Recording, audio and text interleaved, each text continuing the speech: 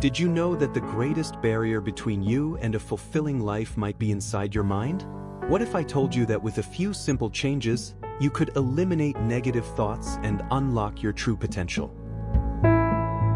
There is something we all face: negative thoughts. They can bring us down, make us doubt ourselves, and even prevent us from achieving the success and peace of mind we so desire. We all have internal battles happening in our minds. And these battles are waged by three main voices. These voices can guide us towards success or drag us into a cycle of negative thinking. Let's get to know them. The first voice is the most well-known, the voice of conscience. It is the one that guides you with wisdom, logic, and balance. This is your ally.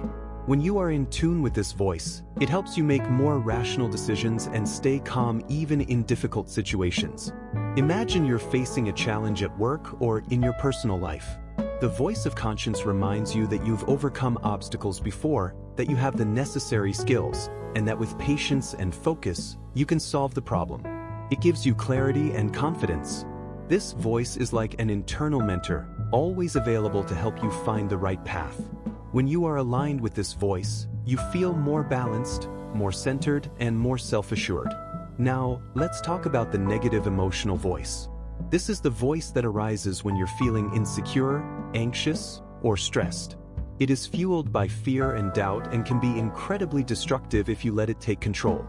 Think of a time when you were about to try something new, but the negative emotional voice started bombarding you with thoughts like, what if you fail? What if everyone judges you?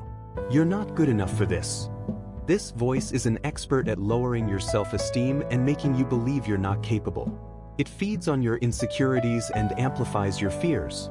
And worst of all, the more you try to argue with this voice, the stronger it becomes. It's like a vicious cycle. The more you engage with it, the more it traps you in a spiral of doubt and negativity. This voice is dangerous because it can paralyze you. It can stop you from acting, trying, and taking risks. And if you're not careful, it can convince you that you're not good enough to achieve your dreams. Finally, we have the most dangerous voice of all, the destructive spiritual voice. This voice not only makes you doubt yourself, but also leads you to self-sabotaging behaviors. It is fueled by emotions like resentment, wounded pride, and even revenge. This voice may arise in moments of deep frustration when you feel the world is against you. It makes you think, no one understands me. No one values me. I'll show them all. And by following this voice, you can end up distancing yourself from the people you love, making impulsive decisions, and even putting your own mental health at risk. The danger of this voice lies in its ability to distort reality. It makes you believe the world is against you, that you need to protect yourself at any cost, even if it means distancing yourself from everything and everyone. In extreme cases, this voice can even lead to self-sabotaging thoughts, like revenge or, in more serious situations, suicidal thoughts. This voice is the hardest to control because it feeds on intense and deep emotions. But, like the other voices, it is not invincible. Recognizing that it doesn't represent your true self is the first step to breaking its power. Now that you know these three voices, it's important to understand that they are all part of your human experience. They don't define who you are, but they can strongly influence how you live your life. And the key to ending negative thoughts is learning to recognize these voices and not letting them dominate you. But how can you do that? There are three fundamental steps to it: recognizing the cycle, avoiding dialogue with these voices, and finally, taking physical action to break the impact of these thoughts. The first step is simple but extremely powerful: recognizing that these negative thoughts do not define who you are. They are merely temporary reflections of emotions like stress, anxiety, or fear. And most importantly, they don't come from your true self. Think of it like a storm. When a storm forms, it can be intense and scary, but you know that eventually it will pass. Negative thoughts work the same way. They may seem overwhelming at the moment, but they are temporary. And just as you have no control over the formation of a storm, you also don't have control over the emergence of these thoughts. But you do have control over how you react to them. When you recognize that these thoughts are not permanent and do not define who you are, you begin to weaken them. They lose the power to control you. Now that you've recognized that these thoughts don't come from your true self, the next step is to avoid dialogue with them. This may seem counterintuitive, but it is one of the most effective techniques for ending negative thoughts. Imagine you're in an argument with someone who will never admit they're wrong, no matter what you say.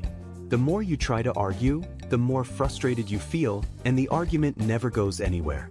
Negative thoughts work the same way. When you try to rationalize or argue with them, you only give more strength to these voices. For example, if you're thinking, "I'm not good enough for this," and you try to argue with that thought by saying, "No, I am good enough," the negative voice may counter with more doubts. But what if you fail? What if no one likes what you do? And so, the cycle continues. The secret here is not to get into this game. When these thoughts arise, simply acknowledge their presence but don't engage with them. Tell yourself, "Okay, this thought is here, but it doesn't define me and I'm not going to waste time arguing with it." Now, let's move to the final and most practical step, taking physical action to break the impact of negative thoughts. This may seem too simple, but the truth is that your body and mind are deeply connected. Changing the way you use your body can have a direct impact on how you think and feel. When you're stuck in negative thoughts, your body reflects that. Your posture closes, your shoulders slump, your breathing becomes shallow. What you may not know is that this posture reinforces negative thoughts. Your brain interprets this body language as a signal that you're under threat, and this only increases the cycle of stress and anxiety. But you can break this cycle immediately. Let's do an exercise right now. If you're sitting, stand up. If your shoulders are slumped, straighten your posture. Lift your chin, look forward, and most importantly, smile, even if you don't feel like it. This may seem strange at first, but by doing this, you're sending a clear signal to your brain that you're in control, that everything is okay. The smile, in particular, is a powerful tool. Studies show that the simple act of smiling, even if it's forced, can release chemicals in the brain that improve mood and reduce stress. It's like you're tricking your brain into thinking more positively. So, the next time you feel negative thoughts creeping in, do this exercise. Stand up, change your posture, smile. This will help you break out of that negative mental state and regain control of your emotions. Remember, you have the power to control your mind. Negative thoughts are just temporary obstacles. If you apply these techniques, you can achieve a fulfilling life, full of success and peace of mind. If this video helped you understand how to overcome negative thoughts, like, comment, and subscribe to the channel for more tips on how to reach your true potential.